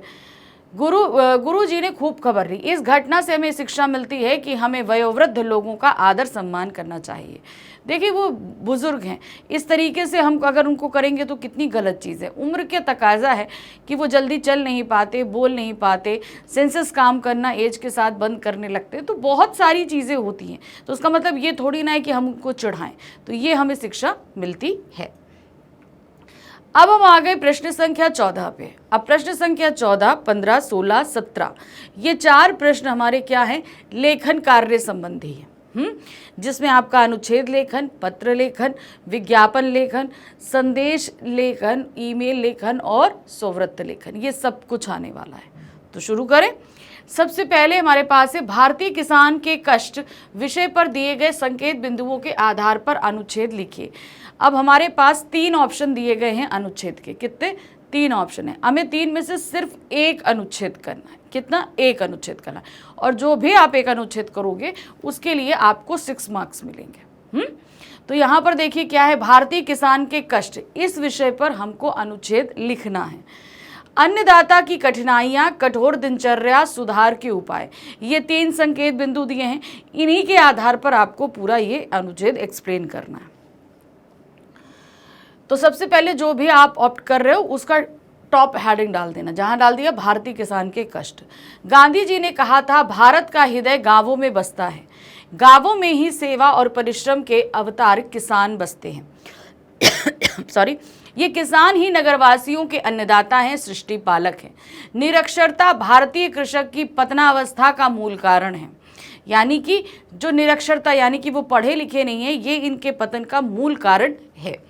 शिक्षा के अभाव के कारण वह अनेक कुरीतियों से घिरा है। अंधविश्वास और रूढ़ियां उसके जीवन के अभिन्न अंग बन गए हैं। आज भी वह शोषण का शिकार है। वह धरती की छाती को फाड़कर हल चलाकर अन्न उपजाता है, किंतु उसके परिश्रम का फल व्यापारी लूट ले जाते हैं। उसकी मेहनत दूसरों को सुख समृद्धि प्रदान करती है। भारत में कृषि और किसानों की हालत दिनों दिन बदतर होती जा रही है, जिसके कारण अनेक किसान आत्महत्या तक करने पर मजबूर हो जाते हैं। तो ये क्या चीज़ बताई है उन्होंने कि जो कंडीशन है वो दिन पे दिन बिगड़ रही है, और इसका नतीजा ये हो रहा है कि उनके ऊपर कर्ज बहुत हो रहा है और वो सुसाइड तक कर लेते हैं। भारत का किसान बड़ा ही परिश्रमी है। वह गर्मी, सर्दी तथा वर्षा की परवाह किए बिना अपने कार्य में जुटा रहता है। जेठ की दोपहरी, वर्षा ऋतु की उमड़ती घुमड़ती काली मेघ मालाएं तथा शीत ऋतु की हाड़ कपा देने वाली वायु उसे कर्तव्य से रोक नहीं पाती। यानी कि वो जो करना चाहता है उससे कोई रोक नहीं पाता। भारतीय किसान का जीवन कड़ा तथा कष्टपूर्ण है। दिन रात कठिन परिश्रम करने के बाद वह जीवन की आवश्यकताएं नहीं जुटा पाता। बहुत इतनी मेहनत कर रहा है, हर मौसम में कर रहा है, लेकिन उसकी जो नीड्स हैं वो फुलफिल नहीं कर पाता है। ना उसे पेट भर भोजन मिलता है, ना शरीर ढकने के लिए पर्याप्त वस्त्र। अभाव और विवशता के बीच ही वह जन्मता है और तथा इसी दशा में मृत्यु को प्राप्त हो जाता है। भारत में बहुत से ऐसे लघु उद्योग हैं जो किसान आसानी से अपने घर से कर सकते हैं। इसके लिए सरकार को जागरूक होना चाहिए। कभी खराब बीजों की वजह से तथा फसलों के कम कीमत और खराब मौसम की दोहरी मार से किसानों की बुरी दुर्दशा हो जाती है। किसानों की दुर्दशा को ध्यान में रखते हुए सरकार को किसानों का कर्ज माफ कर देना चाहिए तथा किसानों के लिए सरकार को लघु उद्योग लगाने की व्यवस्था करनी चाहिए। तो मतलब वो खेती के साथ साथ इस तरह के भी उद्योग कर सकते हैं, जिससे उनकी स्थिति में सुधार हो सकता है। अब दूसरा अनुच्छेद आता है। दूसरा अनुच्छेद क्या है? पर्यटन का महत्व। ये हमारा टॉपिक है। विषय पर दिए गए संकेत बिंदुओं के आधार पर अनुच्छेद लिखिए। तो 80 से 100 शब्दों के बीच आपका ये आएगा, ध्यान रखिएगा, क्योंकि 6 मार्क्स है तो 100 से अविव नहीं जाएगा। यहाँ पर है पर्यटन का अर्थ, पर्यटन की ज़रूरत, हमारे व्यक्तित्व निर्माण में उसकी भूमिका, देश समाज को समझने के लिए पर्यटन की आवश्यकता। ठीक है, तो ये 4 हमारे पास संकेत बिंदु गए हैं जिनके आधार पर हमें यहाँ पर अनुच्छेद लिखना है। पहला है, पर्यटन एक ऐसी यात्रा को कहते हैं जो मनोरंजन या फुर्सत के समय का आनंद उठाने के लिए की जाती है। पर्यटन से व्यक्ति को जीवन में एक नई उमंग तथा उत्साह भर जाता है। देखिए, हम लोग भी बहुत ज़्यादा जब डेली रूटीन में काम करते थक जाते हैं या आप लोग पढ़ते थक जाते हैं तो मम्मी पापा कहीं प्लान करते हैं ना, चलो कहीं बाहर चले, तो ये वही प्लानिंग का हिस्सा होता है। हम लोग बाहर घूमने के लिए जाते हैं। जब हम किसी स्थान पर पर्यटन के लिए घूमने जाते हैं तो हमें वहाँ की संस्कृति और लोक जीवन के बारे में जानने को मिलता है। हमें इस चीज़ का एहसास होता है कि इस दुनिया में कितनी विविधता है, हमारे और इसके लोक जीवन और संस्कृति में कितना अंतर है। इससे हमारे दिमाग का दायरा बढ़ता है और सोचने समझने की एक गहरी समझ विकसित होती है। पर्यटन से हमें हमारी दैनिक जीवन की परेशानियों को भूलकर एक रचनात्मक प्रवृत्ति जागृत होती है। यानी कि हमारा जो डेली रूटीन से हम जो स्ट्रेसफुल हो चुके थे, जो थकान होती है, वो सब दूर हो जाती है। पर्यटन से हमारा माइंड फ्रेश हो जाता है। तब हम न्यू क्रिएशन, रचनात्मक शक्ति मतलब हमारा दिमाग न्यू क्रिएशन के लिए बहुत ही हेल्दी हो जाता है। हम अच्छी क्रिएशंस कर सकते हैं, जिससे जीवन में अनेक रास्ते खुल जाते हैं। अगर हम भारत में प्रमुख पर्यटन स्थलों की बात करें तो ऐसे बहुत से स्थल हैं जहां पर आप अपनी रुचि और सुविधा अनुसार जा सकते हैं। भारत के प्रत्येक राज्य में धार्मिक, प्राकृतिक, ऐतिहासिक महत्व के पर्यटक स्थल मिल जाएंगे जो भारत की विशाल और धनी प्राचीन विरासत को दर्शाते हैं। जम्मू कश्मीर, हिमाचल और उत्तराखंड में जहां पहाड़ी राज्यों का अपना अलग पर्यटक महत्व है, वहीं दूसरी ओर राजस्थान अपने थार के मरुस्थल और साम के धोरों के लिए प्रसिद्ध है। उत्तर प्रदेश अपने धार्मिक पर्यटन स्थलों के लिए जाना जाता है। गोवा अपने समुद्री पर्यटन के लिए विख्यात है। भारत में कई ऐसे ऐतिहासिक पर्यटन स्थल हैं जो हमें हमारे गौरवशाली इतिहास को संजोए हुए हैं। उसमें अनेक दुर्ग, स्मारक और छतरियां शामिल हैं। भारत विश्व का एक प्रमुख पर्यटक केंद्र है। वर्तमान सरकार भारत में पर्यटन के महत्व को समझते हुए अनेक नए कॉरिडोर का निर्माण कर रही है। हम लोग देख रहे हैं कितने पर्यटन स्थलों को सुधारा जा रहा है। पर्यटन से हमारे रोजगार और अर्थव्यवस्था को भी लाभ मिल रहा है। इस प्रकार पर्यटन का जीवन में बहुत महत्व है। हमको जहाँ तरोताज़ा करता है, वहीं इस पर्यटन से जुड़े जितने भी लोग होते हैं उनका घर इन्हीं की आय से चल रहा होता है। बहुत सारे लोग इस पर्यटन क्षेत्र में जुड़े। हम सिर्फ घूमने की बात नहीं कर रहे हैं, हम जहाँ जा रहे हैं, मान लीजिए किसी किले को देखने जा रहे हैं तो उस किले की रख रखाव, सुरक्षा, साफ सफाई, इन सब के लिए जितने लोग लगे हैं हम उनका टिकट पे करते हैं और उस टिकट पे करने के पैसे से ही उनकी सैलरी जाती है, उनके घर चलते हैं, उनको रोजगार मिलता है। तो सिर्फ घूमने से कुछ नहीं, पर्यटन स्थल, धार्मिक स्थलों को अगर सुधारा भी जा रहा है तो वो कहीं ना कहीं बहुत सारे लोगों के घरों को रोजी रोटी दे रहा है, बहुत सारे लोगों को रोजगार दे रहा है। तीसरा है आत्मनिर्भर भारत विषय पर दिए गए संकेत बिंदुओं के आधार पर अनुच्छेद लिखिए। यहाँ पर देखिए ऐसे बहुत से टॉपिक आ रहे हैं जो मुझे लग रहा है कि एक्सपेक्टेड हो सकते हैं आपके आने वाले एग्जाम में, तो ध्यान से इनको देखिएगा। हाँ, ये नहीं तो इससे मिलते जुलती कुछ चीज़ें पूछी जा सकती हैं। तो आत्मनिर्भर भारत विषय पर हमको अपना तीसरा अनुच्छेद लिखना है। इस पर संकेत बिंदु हैं आत्मनिर्भरता आवश्यक क्यों, अभियान का प्रभाव, बाधाएं और सुझाव। ठीक है, तो ये 3 संकेत बिंदु दिए गए हैं, इन 3 पर आपको एक्सप्लेन करना है। पहले अच्छा शुरू कर रहे हैं। मैंने जैसे आपको बोला कि जो भी आप ऑप्ट करोगे उसका मिडिल टॉप हेडिंग जरूर डाल देना, क्योंकि 3 चीजें हैं, आप कौन सा लिख रहे हो ये जरूरी है। आत्मनिर्भर का अर्थ होता है कि कोई भी व्यक्ति किसी दूसरे पर निर्भर नहीं होकर खुद पर निर्भर होना, यानी कि हम किसी और पर डिपेंड नहीं रहे, अपने आप पे रहे। आत्मनिर्भर होना खुद के लिए, अपने गांव, शहर, जिले में, देश के लिए बहुत ज़रूरी है। यदि हमारा शहर या देश आत्मनिर्भर रहेगा तो हमें किसी दूसरे पर निर्भर नहीं होना पड़ेगा। आत्मनिर्भर होने से पैसों की बचत होती है और रोजगार के नए अवसर पैदा होते हैं। कोई भी व्यक्ति यदि किसी दूसरे पर निर्भर है तो उसे हर काम या अपनी आवश्यकता के लिए दूसरे पर निर्भर रहना पड़ता है, यानी कि हमें हर एक चीज़ के लिए हेल्प की ज़रूरत पड़ जाती है। किसी भी व्यक्ति को खुद पर निर्भर रहना चाहिए, ना कि दूसरे पर। भारत की सभी बातें व्यक्ति को छोड़कर राज्य और देश पर ही लागू होती हैं।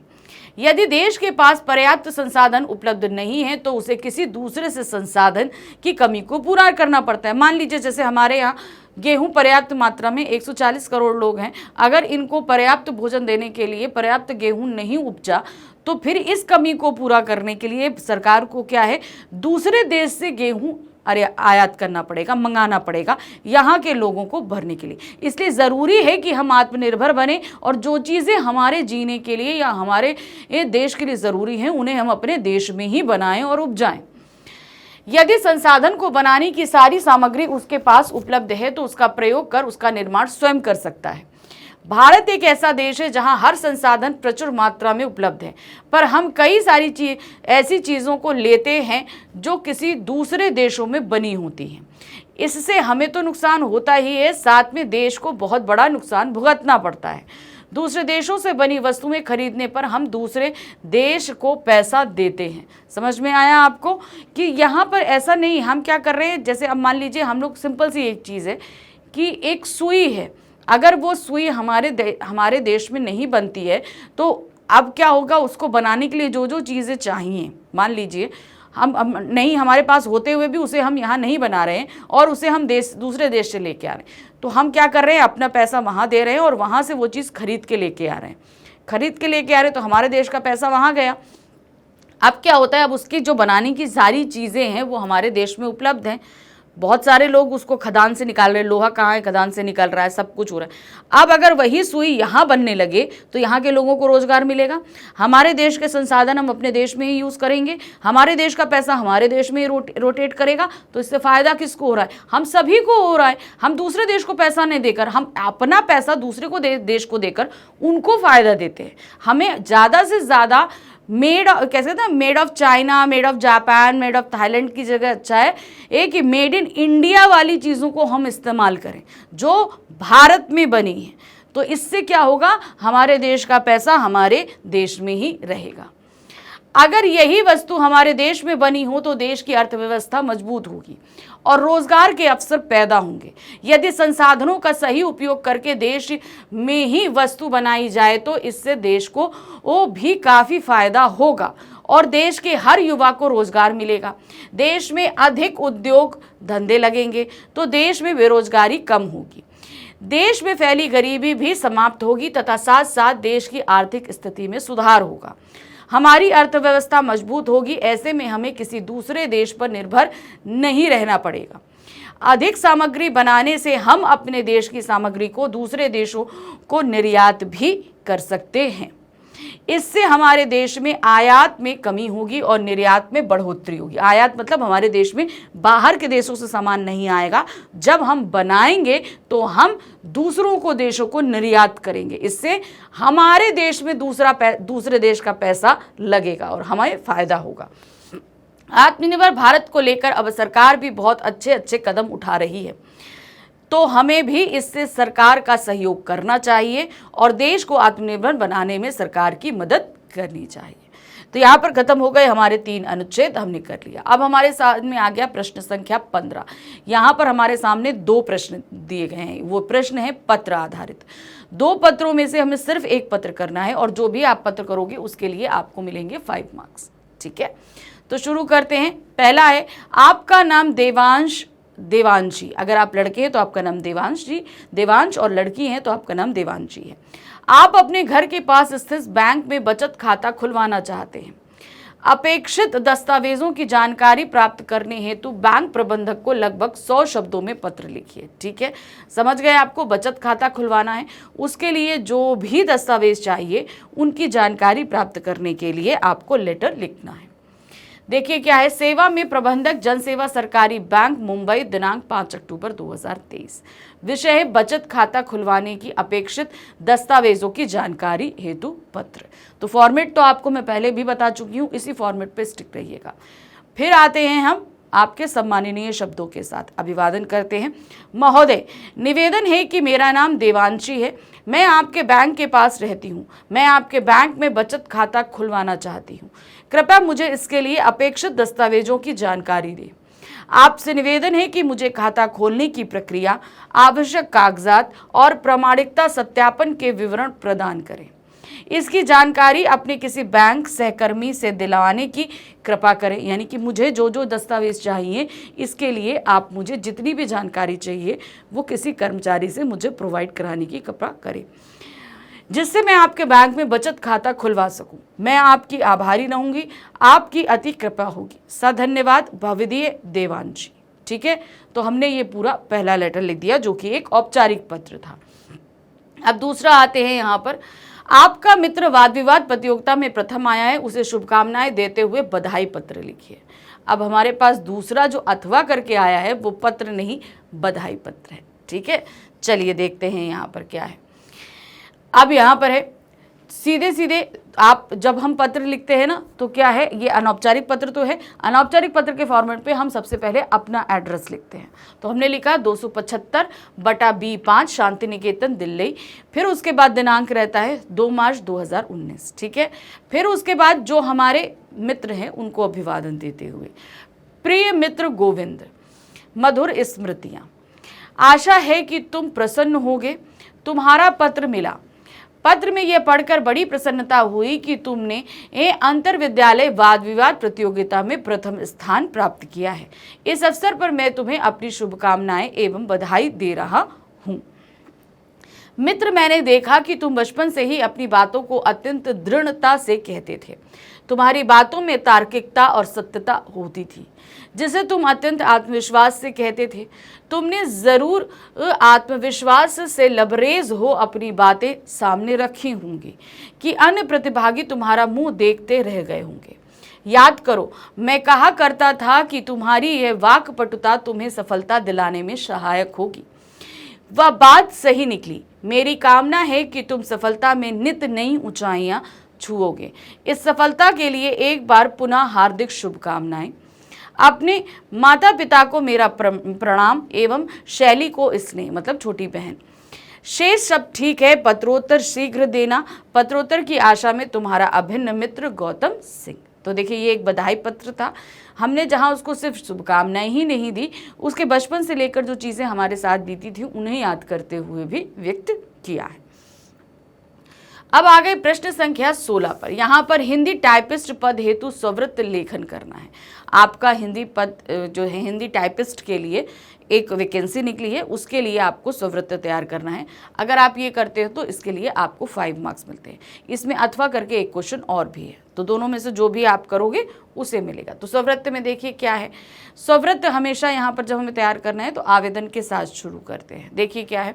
सेवा में मैनेजर हिंदी विभाग, इंदिरा गांधी कंप्यूटर साक्षरता मिशन महोदय। विषय हिंदी टाइपिस्ट पद हेतु स्ववृत्त। मुझे यह ज्ञात हुआ कि आपके विभाग में कंप्यूटर ऑपरेटर का पद रिक्त है। इस संदर्भ में विचारार्थ मेरा स्ववृत्त प्रस्तुत है।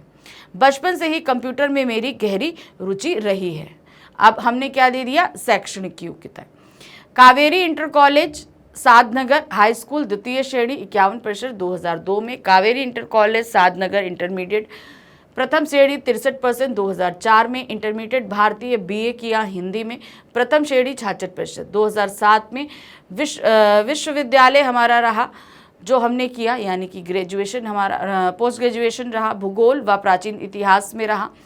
फिर उसके बाद जागृति कंप्यूटर संस्थान से 0 लेवल प्रथम श्रेणी 2009 में हमने कंप्यूटर किया है। अब रुचियां क्या रहीं, कंप्यूटर की बारीकी से समझना, कहानी पढ़ना, ये हमारी रुचियां हैं।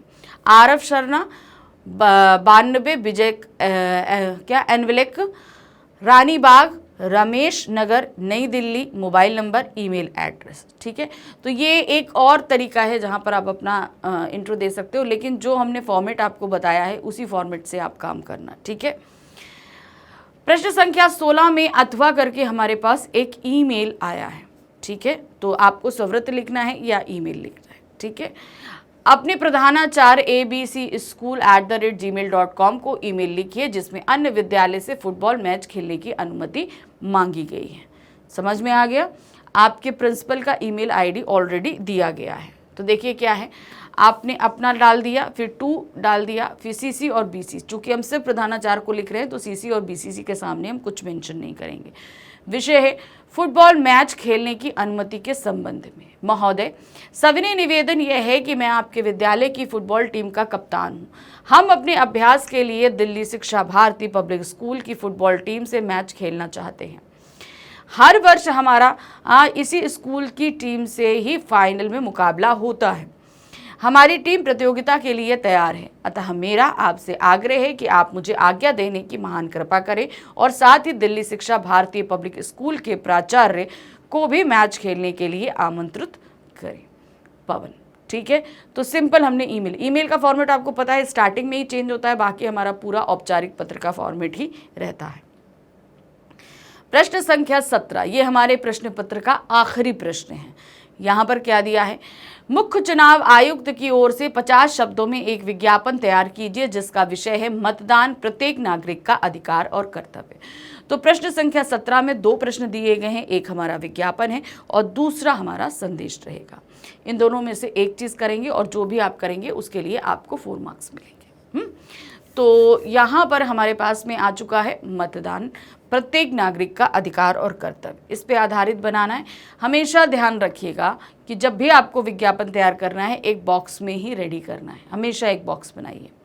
मतदान प्रत्येक नागरिक का अधिकार और कर्तव्य। भारत निर्वाचन आयोग की तरफ से सर्वसाधारण से अपील किया जाता है कि आप सभी अपने मत के अधिकार का प्रयोग करें। हम सभी एक लोकतांत्रिक देश में रहते हैं जहां यह हमारा अधिकार बनता है कि हम अपने अनुसार किसी भी सरकार को समर्थन दें अथवा उन्हें चुनें। इसके लिए हमें मतदान जरूरी है। तो यहाँ पर देखिए क्या भारत निर्वाचन आयोग का जो है एक सिंबल यहाँ पर बना दिया गया है। अगर आप वैसे तो इस तरह के जो जागरूकता भरे जितने भी विज्ञापन होते हैं इसमें किसी तरह का हमको पिक्चर की रिक्वायरमेंट नहीं होती, ये सिंपल बॉक्स बना के विज्ञापन दिए जाते हैं। पर्यावरण जागरूकता हो, जल संरक्षण जागरूकता हो, जो भी हो, आपको इसमें हमेशा सिर्फ हम जो है मेंशन कर दें, पिक्चर्स की आवश्यकता इतनी नहीं पड़ती है। अब ये पूरा क्या है, छोड़ो अपने सारे काम पहले करो, पहले चलो करें मतदान, चुनाव आयुक्त दिल्ली की ओर से। ठीक है, तो ये हमारा पूरा विज्ञापन था। फिर आते हैं प्रश्न संख्या 17 पे। यहाँ क्या दिया गया है, शिक्षक दिवस के अवसर पर अपनी ये हिंदी शिक्षक के लिए एक भावपूर्ण संदेश लिखना है। अब टीचर्स डे है और आपके हिंदी के जो भी टीचर हैं उनके लिए आपको एक संदेश तैयार करना है, भावपूर्ण संदेश जिसमें आपकी भावनाएं भी व्यक्त होनी चाहिए।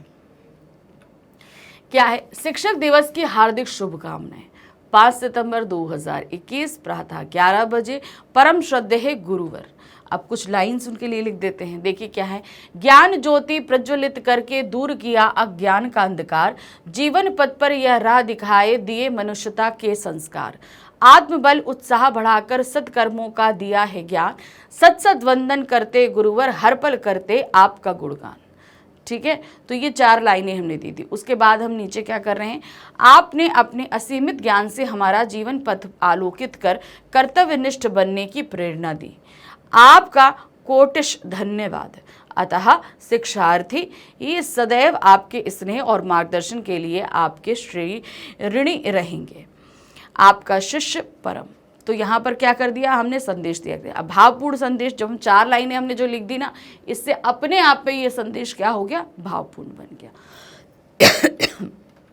यहाँ पर हमारा खत्म हो गया ये पूरा प्रश्न पत्र संख्या 3। तो ध्यान रखिए एग्ज़ाम बहुत निकट है, प्रिपरेशन करिए, अच्छे से रिवीजन करिए। सारे वीडियो सब कुछ मटेरियल आपको मैंने ऑलरेडी इस चैनल पर अवेलेबल करा दिया है। देखते रहिए, पढ़ते रहिए और अच्छे से एग्ज़ाम दीजिएगा। मिलते हैं अगली बार फिर से। Thank you for watching, bye bye.